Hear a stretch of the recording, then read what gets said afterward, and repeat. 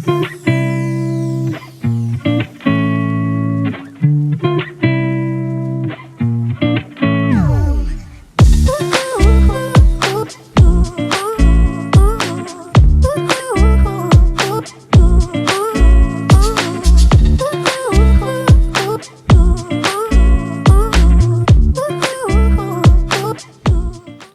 hello, and welcome to this episode of, you know it, Learn Everyday English, your roadway to English proficiency.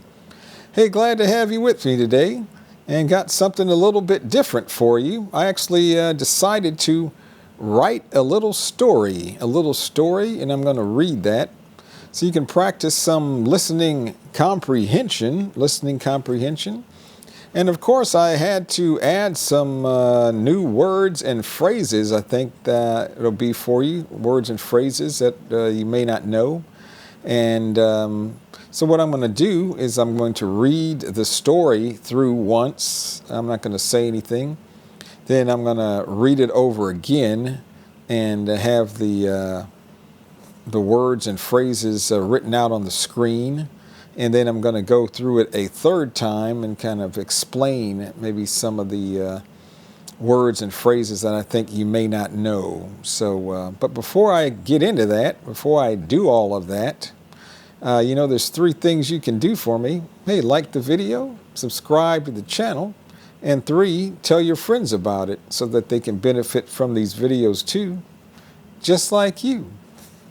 Okay, this is an interesting side note to this story. Side note is like a backstory or a story of how this came about. I was actually lying in bed, and this story just kind of came to me. I don't know why.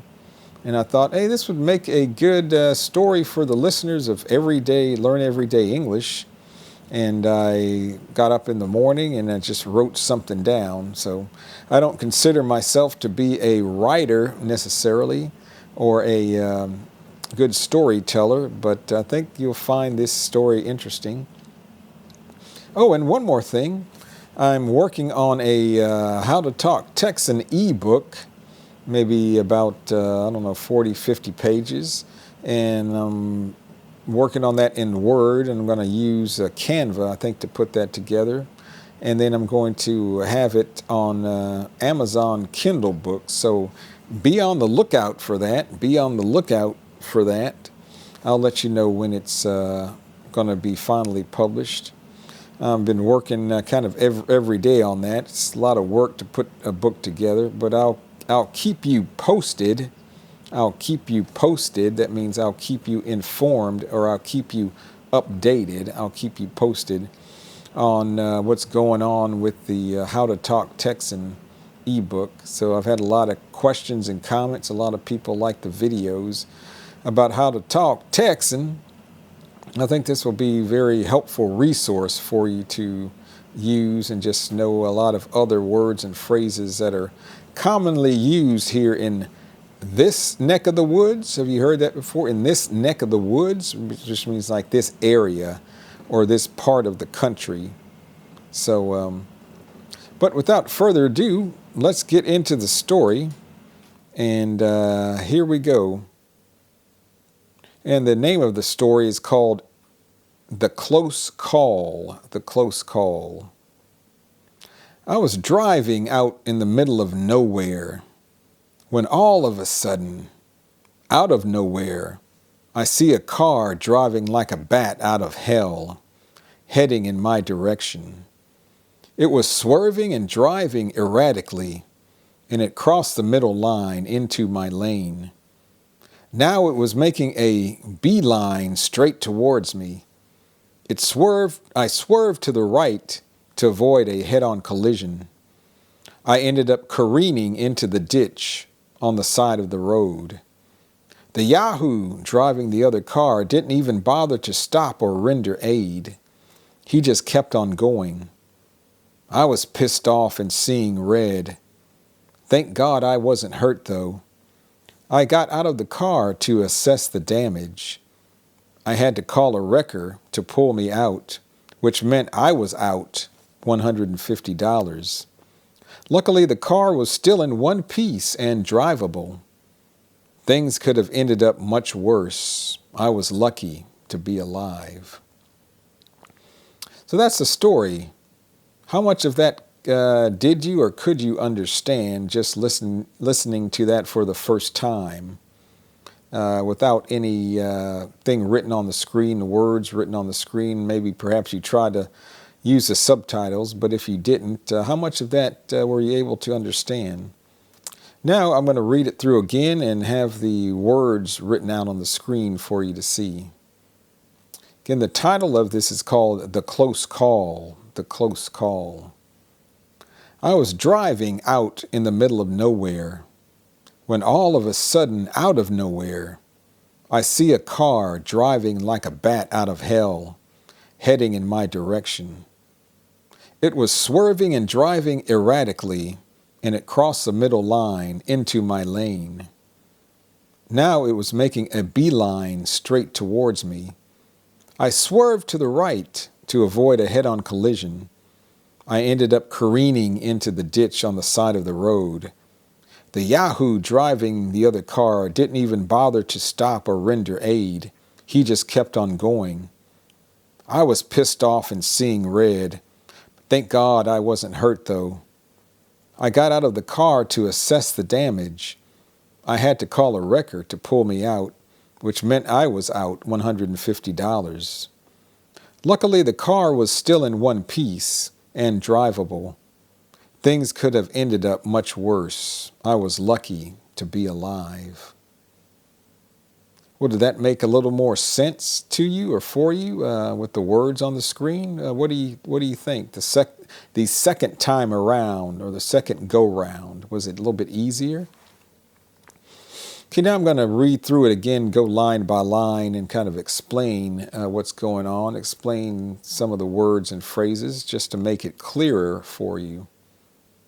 The Close Call is the title of the story, or say the narrative, The Close Call, which means like I got close to something happening. Maybe it could be something good or it could be something bad. Say you were walking on the street and a car almost hit you, but it didn't. You could say, whew, man, that was a close call. That was a close call. Like something bad could have happened, but it didn't happen. So that means it was a close call. Maybe you were running and you didn't see something in front of you and you stumbled. You almost fell down. You didn't fall down. And you said, whew, that was a close call. I almost fell. That was a close call. I almost fell. So that means like something could have happened or something almost happened but didn't happen is a close call. Then continuing the story, I was driving out in the middle of nowhere. In the middle of nowhere means you're driving in a location that doesn't have hardly anything around it. Usually we talk about, say, like driving in the desert maybe, or driving in the countryside where there's really no buildings, no tall trees, there's no people hardly, no houses.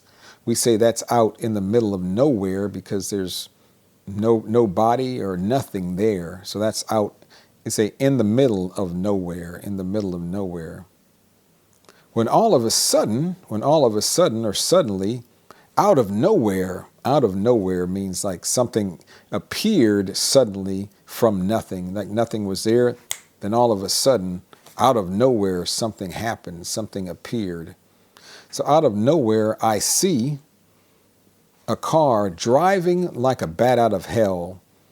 So driving like a bat out of hell means somebody that's driving very fast, because a bat that may be in hell may be trying to leave very quickly. So it means driving very fast or moving very quickly.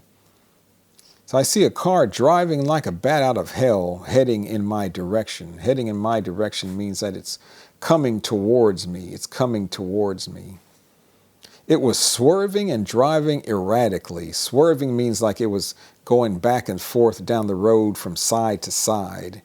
It was swerving erratically, and it crossed the middle line. So if it's usually in a roadway, And if you're driving in the country, we say there's a lot of 2-lane roads.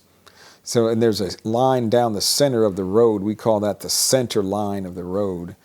So the car crossed the middle line, or it crossed the center line into my lane. So then he was coming towards me in the same lane that I was driving in. Now it was making a beeline straight towards me, like it was coming directly straight towards me. That's what means a beeline is straight towards me. I swerved to the right into the ditch on the side of the road. I swerved to the right. It's like I grabbed the steering wheel. I turned to the right very quickly. I swerved to the right. I turned very quickly to avoid a head-on collision. A head-on collision. A head-on collision is when two cars hit each other and the front of the cars hit each other directly. So that's called a head-on collision. So he was coming towards me this way, and I was driving this way. And that's the one thing you want to try to avoid in an automobile accident is a head-on collision. That's the worst type of collision you can get into, because usually it's the most damaging. So I ended up careening into the ditch on the side of the road. That means I ended up moving or going maybe very quickly into the ditch that's on the side of the road. I kind of crashed into the ditch on the side of the road. The Yahoo driving the car didn't even bother to stop. A Yahoo is, we say, is kind of a slang expression for like a jerk. He's a jerk, he's a Yahoo, you know, that type of thing. So the jerk driving the other car didn't even bother to stop and render aid. Render aid means to help, to try to help out and see what's wrong. So he didn't even try to stop and help. He just kept on going. He continued. Hey, I was pissed off and seeing red. Pissed off and seeing red are just other ways of saying I was very mad or very angry or very upset. But thank God I wasn't hurt, though. Thank God I wasn't hurt. I got out of the car to assess the damage. To assess the damage is like to check to see what damage there was, to check to see how badly damaged the car was. That means to assess something is to check something out, to determine what happened. I had to call a wrecker to pull me out. It means I had to call a wrecker, or another word for wrecker is a tow truck, a tow truck.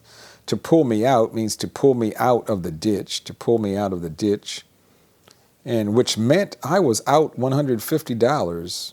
So when I say I was out $150, that means I had to pay $150. My wallet was out $150.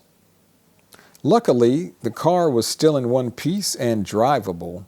So drivable means I was able to drive it. I was able to drive it. Finally, things could have ended up much worse. Things could have been much worse. I was lucky to be alive. I was lucky to be alive. So now, does the story make sense to you? Or make more sense to you? Were there any new words or phrases that you learned in this story? Hey, let me know in the comments below. So now I'm going to read it through one more time. This time, don't use any subtitles, and just try to listen and see if you can understand everything. So again, this is a story called The Close Call. I was driving out in the middle of nowhere when all of a sudden, out of nowhere, I see a car driving like a bat out of hell, heading in my direction. It was swerving and driving erratically, and it crossed the middle line or the center line into my lane. Now it was making a beeline straight towards me. I swerved to the right to avoid a head-on collision. I ended up careening into the ditch on the side of the road. Hey, the Yahoo driving the other car didn't even bother to stop or render aid. He just kept on going. I was pissed off and seeing red. Thank God I wasn't hurt, though. I got out of the car to assess the damage. I had to call a wrecker to pull me out, which meant I was out $150. Luckily, the car was still in one piece and drivable. Things could have ended up much worse. I was lucky to be alive. So that's it for the story for today. Hopefully you found that helpful for you. And it's a little brief, not too long. Maybe it ended up being longer than I thought, but maybe 15 minutes. So thanks for watching that. Again, let me know what you thought of the story. Was it interesting? And remember, working on an ebook about how to talk Texan. I'll keep you posted and updated on how I'm coming along with that and when it will be available on Amazon. So, hey, I think that'll do it for today. If you like the what I just read for you, hey, like the video, subscribe to the channel, and 3, tell your friends about it. We'll be bringing you more videos like this.